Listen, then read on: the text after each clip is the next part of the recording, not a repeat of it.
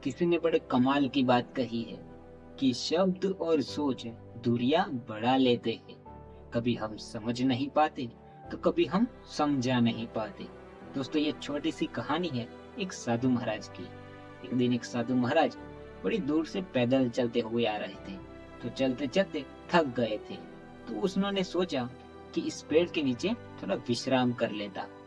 वो उनके साथ जो खाना लाए थे वो खाया और आराम करने लगे। लेकिन साधु महाराज जिस पेड़ के नीचे वो आराम कर रहे थे, वो पेड़ इच्छा पूर्ति पेड़ था। मतलब कि जो भी आप इच्छा मांगोगे तो तुरंत पूरी हो जाएगी। साधु महाराज को सोते सोते रात्रि हो गई। अब उठने के बाद उन्होंने सोचा कि बहुत रात हो गई है, जिसकी वजह से इस पेड़ के नीचे आज की रात रुक जाता हूँ और कल सुबह चला जाऊंगा। थोड़ी देर बाद साधु महाराज को भूख लगी।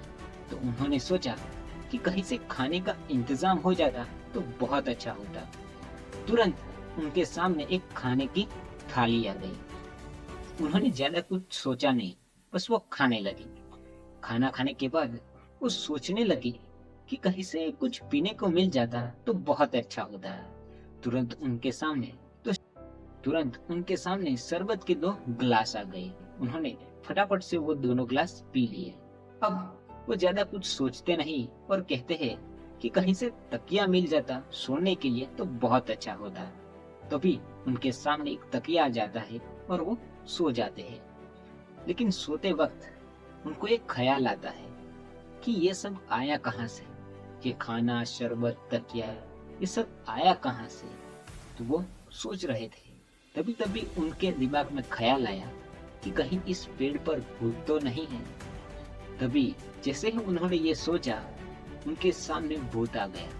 अब भूत देखने के बाद तुरंत उनके दिमाग में ये ख्याल आया, कहीं ये भूत मुझे खा तो नहीं जाएगा, क्योंकि खाने से पहले उसने मुझे खाना, शरबत सब कुछ दिया है। जैसा ही साधु महाराज ने ये सोचा, वो भूत उनको खा गया। दोस्तों, ये कहानी ना तो इच्छा पूर्ति पेड़ की है और ना ही साधु महाराज की है। ये कहानी हमारी है। ये जो इच्छा पूर्ति पेड़ है, ये हमारा दिमाग है। जैसा हम उसमें सोचते हैं वैसा ही हमारे साथ होता है। कभी कभी हम ये सोचते हैं कि जब कोई काम हम शुरू करते हैं तो हम पहले तो ये सोचते हैं कहीं उसमें फेल ना हो जाओ, कहीं नुकसान ना हो जाए, और कहीं ना कहीं पे हम पहले काम में फेल हो जाते हैं या फिर नुकसान हो जाता है। जैसा हम सोचते हैं ठीक वैसा ही हो जाता है। इसलिए हमेशा पॉजिटिव सोचिए, पॉजिटिव रहिए, तभी हमारी जिंदगी बदलेगी। दोस्तों, आई होप इस छोटी सी कहानी से आपको कुछ तो वैल्यू मिली होगी।